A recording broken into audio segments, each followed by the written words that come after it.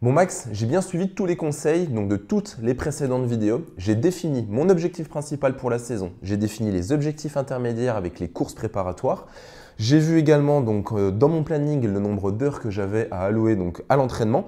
J'ai écrit tout le contenu sur un mois pour un premier cycle d'entraînement. J'ai rédigé également le contenu des séances et le type d'entraînement que j'allais mettre à l'intérieur. J'ai démarré la première semaine. Et là, franchement, j'ai eu un couac avec la famille. Du coup, j'ai dû m'adapter. J'ai fait sauter une séance. Du coup, je voulais reprendre. Est-ce que c'est grave? Alors non, Julien, c'est pas grave. Et justement, c'est là où la notion elle est primordiale. L'entraînement, ça doit être un plaisir. Encore une fois, si ton entraînement devient une contrainte pour toi, si ton entraînement devient une contrainte professionnelle, si ton entraînement devient une contrainte familiale, tu ne prendras pas de plaisir. Et est-ce que tu penses que les hormones du plaisir seront présentes à ce moment-là? Bien non. C'est pour ça que dans ta planification, il sera primordial de dire « Ok, j'ai prévu ça. Déjà, l'objectif de dire « Je veux faire un Ironman » ou « Je veux faire un triathlon longue distance ». Est-ce que tu en as parlé avec ta famille? Est-ce que c'est un projet commun à tout le monde? On voit trop d'athlètes qui se disent « Je vais préparer justement une course pendant 6 mois ». Ils se retrouvent isolés à s'entraîner seuls et ne pas partager avec leur famille. Et leur seul plaisir le jour de la course, c'est de pouvoir le partager, que leur famille soit là, que leurs enfants passent la ligne d'arrivée avec eux. C'est un non-sens. Et c'est là où justement tu vas pouvoir anticiper, de pouvoir te dire « Je vais prendre du plaisir » et ces 6 mois, 8 mois d'entraînement, 1 an d'entraînement en fonction du type de course vont être un vrai partage. Et l'humain sera au cœur du partage. C'est encore une fois toute la notion qu'on met en place justement avec l'équipe de Passion Triathlon.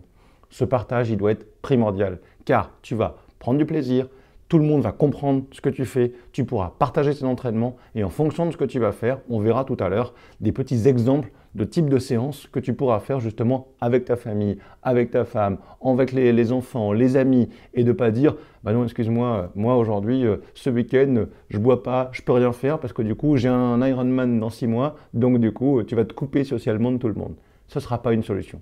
Par contre, nous, on va pouvoir regarder ensemble tout ce que tu pourras adapter pour que tu sois le plus, encore une fois, performant possible en termes de qualité et non pas de quantité. Est-ce que tu as envie qu'on partage ça ensemble?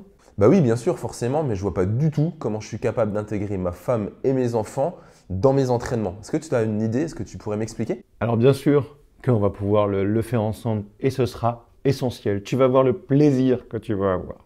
Je te donne 2 petits exemples. Typiquement, tu as une séance de VMA à faire, c'est-à-dire une séance où tu vas travailler à ton seuil 1, donc avec une suffisance d'oxygène, mais le plus rapide possible. Ce sont des séquences que tu peux découper, par exemple sur des 400, 500 mètres. Tu peux très bien partir avec les enfants, une petite craie à la main, et tu notes avec ta montre tous les 100 mètres, et donc ils ont une distance de 100 à 400 mètres. Ils peuvent être à vélo avec toi. Tu peux les avoir en visuel et ils comprennent en plus ce que tu fais. Ils pourront t'encourager. Donc cette partie-là, elle peut se faire justement en famille, de pouvoir le répéter, courir toi sur cette phase-là, récupérer avec eux. Ils auront peut-être envie de le partager. Et ça, tu verras que cet entraînement, il sera un plaisir. Cet entraînement, ce sera un souvenir. Et au moment où tu passes la ligne d'arrivée, tu ne seras pas dans une phase en disant « ben voilà, c'est un sacrifice ». Non, ce sera un partage. Et ce partage, il est essentiel. C'est exactement la même chose que tu pourras partager avec ta femme. Tu as un travail de foncier. Peut-être que tu as 3 heures, 4 heures, allez, 4 heures et demie à faire à vélo. Pourquoi pas justement repasser une fois par la maison au bout de 3 heures et faire la dernière heure ensemble. Cette heure justement où tu seras dans le dur, où toi tu auras ce travail de pré-fatigue, où tu as envie justement de partager, peut-être que tu auras des doutes, eh bien elle pourra te rassurer parce que c'est un projet que vous aurez fait ensemble, parce que c'est un projet sur lequel tu veux aboutir et que ça a un sens pour toi. Souvent, les gens qui pratiquent justement le triathlon, qui pratiquent l'Ironman, le longue distance, ont un projet et ils n'ont pas évoqué la symbolique que ça pouvait avoir. Si justement cette hormone de plaisir sera sécrétée parce que tu l'auras partagé, tu auras cette émotion, imagine l'ancrage. On en parlera justement des ancrages positifs que tu vas donner à tout le sens de cet entraînement. Il n'y a pas que la course, l'entraînement sera primordial. Une course, c'est un jour. Un entraînement, c'est 8 mois. Maintenant, le lien, est-ce que par rapport à ça, tu as envie qu'on puisse justement détailler ce qu'on va pouvoir mettre ensemble et comment on pourrait éventuellement le découper? Tu vas forcément me dire oui, mais est-ce qu'on peut voir ensemble le détail? Yes, carrément, j'ai pas forcément d'idée. Autant ma femme, je vois complètement comment je peux l'intégrer dans la préparation.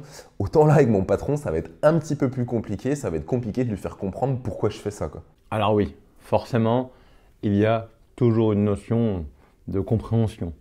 Mais par contre, que ce soit avec ton patron, que ce soit avec tes collègues, le fait de pouvoir expliquer, encore une fois, pourquoi tu vas le faire, eh bien, ce sera essentiel. Parce que souvent, tu peux passer pour un extraterrestre en disant « bon bah voilà, il veut se faire mal ». Non, il ne veut pas se faire mal, c'est un partage.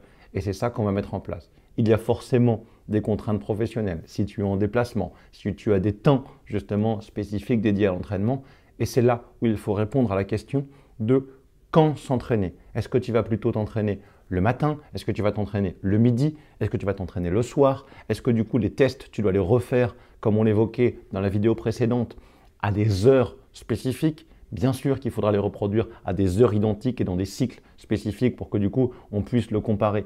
Maintenant, il faut qu'on voit ensemble justement quand tu peux t'entraîner. Est-ce que ce sera justement à des heures particulières, à des jours particuliers? Est-ce que ça change quelque chose entre la semaine et le week-end? Eh bien, on n'a qu'à se retrouver sur la vidéo suivante et on va regarder ça ensemble. Ouais, tu as raison. La communication, c'est vraiment la base, c'est vraiment primordial. Je vais en parler à ma femme et je vais essayer d'en parler également avec mon patron. Et du coup, je te tiens au courant dans la prochaine vidéo, du coup, si ça s'est bien passé et je t'expliquerai tout ça.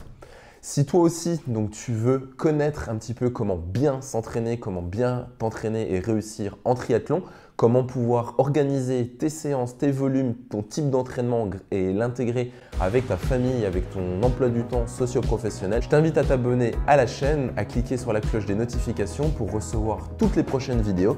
Cette vidéo fait partie d'une série de 6 vidéos sur comment bien s'entraîner en triathlon.